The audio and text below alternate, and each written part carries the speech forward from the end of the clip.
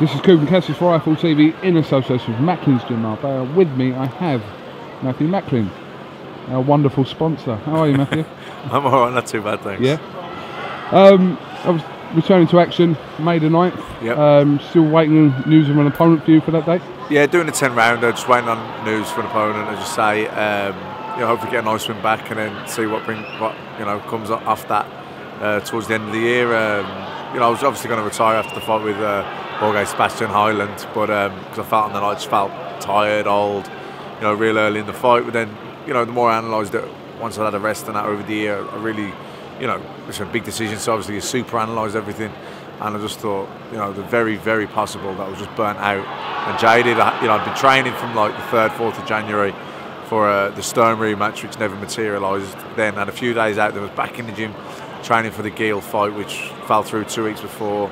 I think I had about a week or 10 days after that time back in training for another fight, the initial fight with Highland.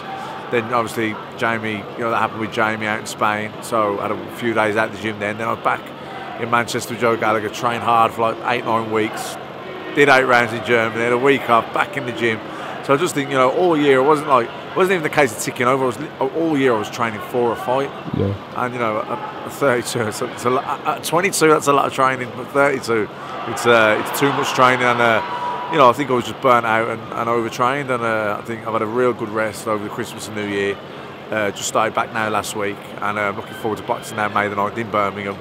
And looking forward to getting a nice win, hopefully feel good. Just have a train as well a little bit. But, all going well, hopefully I get a really good, nice win, feel good, and then look for a big fight at the end of the year, whether it's a world title shot, if Eddie Heir can get me one, or if not a world title shot, then hopefully Martin Murray. We'll come on to Martin Murray in a minute, but after your defeat to Highland, you were quite insistent that you weren't going to be hasty about your career because it's not the right time to be sort of assessing what you're going to be doing in the future after suffering a defeat like you did. You've had time to think about it, and it was always up to you whether there was enough left in the tank and at what level you were going to fight at. But you've obviously, by listening to you, you've still got aspirations to still go on and win a world title. Yeah, no, I'm 32, 33 this year. I've had tough fights. I've had a turn pro. I was just turned 19. It has been a long, hard career. I've also had a lot of first-round knockouts. I've had periods of inactivity. So, it's not an easy decision to make. I don't know for a fact that it was overtraining. Maybe I'm not what I was. I've had hard fights, and I'm sure there is wear and tear there. But having said that, I did feel brilliant earlier in the year when we were training for the Gale fight that fell through. I never felt as good. I know it's different in the gym and on the night, it's a different thing. But on that fight, first 2 rounds, I felt sharp, and then I just felt like someone had pulled the plug out the wall. Literally hit a wall. So overtraining, burnt out. I think very, very possible. And the fact that this is something I've done my whole adult life. When I do retire, I'm going to retire a long time, and I want peace of mind. I want closure. So I'm not going to hang around if it's not there anymore. But for the sake of peace of mind and for the rest of happiness in retirement, I do want another fight. See how I feel. If I feel good, then I'll be looking for a world title shot after that. If not Martin Murray or whatever big fight comes after this fight, I'm not bothered about it being any mountain to climb as an opponent. I want to see how I feel in training. But again, if it is someone decent, I'm not bothered about that either. I'm very experienced. It's not like I need a test or anything. The test I need is for myself, really. What's left. So, but I think the training camp's important. How I train. I don't think I need to train as hard as often. What you lose in youth, you gain in experience. So it's important, I think, to use that experience. On to Martin Murray now. Obviously, a couple of weeks ago we saw, the best anyone's round-wise has done with Gennady Golovkin, and it was a valiant and brave performance. Definitely. And he was worn down in the end, and Golovkin got the stoppage. But first of all, a lot of credit has to go to Martin Murray for that performance against, one of the best pound-for-pound fighters in the world. Yeah. Maybe he's the best. Who knows? Yeah. He hasn't even been tested yet, has he? Really?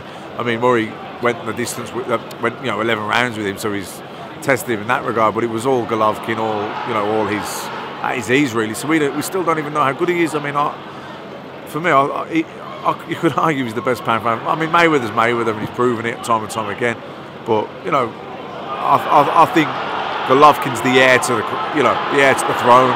to the pound-for-pound throne. Him and Andre Ward down the line, I think, is a mega fight. But you know, Martin Murray, hats off to him, credit's due. And I respect Martin Murray as a fighter. He's a tough man, great defence, very well schooled, and he showed balls. You know, he got hurt bad in the fourth. You know, and you know, the ball helped him out, I suppose, at that time. But you know, he come through it and toughed out some real sticky moments in the fight and showed a lot of grit. So, you know, yeah, hats off to him, definitely.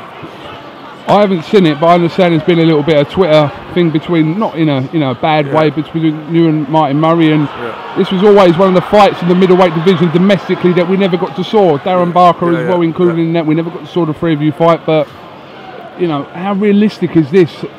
Well, I mean, he's not going to, after the last few fights he's had and the status of the last fight in particular, he's not going to, you know, I've struggled to get up for fights that meant nothing, as has he, and he's looked poor. Then you step him up a level, he's looked good, as have I. So I don't think he wants to step down a level now. You know, he's the same age as me. You know, he doesn't want to waste time fighting nobodies. You know, he probably wants big fights, big money, big exposure, big profile, fights that he can get up for. And he'd tick that box for me, and I'm sure I'd tick that box for him. You know, the Golovkin fight will have knocked a lot out of him, because it was, you know, it took a lot of stick in there. But he'll have a good rest, and I'm sure he'll look to come back in a big fight. So, you know, after the fight in May, I feel good. You know, I think Eddie had a couple of calls there for a world title shot with Danny Jacobs, whatever, beforehand. But obviously I need a win, and it wasn't feasible at the time. But you know, if something like that comes up again, of course I'd be interested. But you know, the Martin Murray fight, like you say, a lot of people wanted to see that fight a year or so ago. You know, me, Barker, Murray, Andy Lee, they're big fights. So yeah, I think, look, me and Murray could be the right time now. At that time, I was with Lou DiBella, I was in America. It just politics-wise couldn't happen. Where now it could happen. So you know, yeah. Once I get through May, if he wants a dance partner, you know, I could be his man. I think, to be honest, it's like I said, it's a fight that was wanted a while ago. And I don't think it's a fight that would be an anti-climax. No. Styles make fights. Yeah. Even the fights I lose, they're good fights. You know what I mean? I'm aggressive. I throw a lot of punches. I've never really been in a bad fight. You know, and he's not a spoiler. He's more defensive than me, but he's a good fighter. He's in good fights as well. So I think it'd be a hell of a fight for the fans. Well, he's around here somewhere. Yeah, I'm sure he is. Just finally, I want paying though. Just finally, your gym at the moment is obviously it's thriving. You're signing all these fighters, and it's growing in strength week by week. And I understand more signings are coming to the MGM in Marbella. So that side of it is going very well.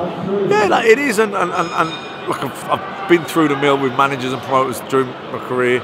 So the knowledge and experience I've picked up, obviously, you know, if you can pass it on to some aspiring fighters coming through, or you know, that's something you want to give a bit back, don't you? So and you're involved, you stay involved in the sport you love. I'm not going to box forever. I'm certainly, you know, in the twilight of my career, maybe the final chapter, who knows? But so yeah, like to stay involved in the sport and to be actively involved, you know, it's important. Like, it's the sport I love. It's all I've known since I was 16, 17, really. So yeah, no, it's great that the gym's going well. It's great that more fighters are coming on board, and I think everyone's benefiting from it. Well, listen, long may it continue. So we look forward to May the 9th, obviously, cracking bill up in Birmingham. Yep. You're one of your home places. Yeah, you got Dublin, you got Marbella, and you got Birmingham. So one of them, Matt. That's it. Man of the world. Absolutely, absolutely. All right, listen, I'm sure I'll catch up with you in the lead up to that anyway. And thanks for talking to IFL TV. Cheers. Thanks. Cheers, mate.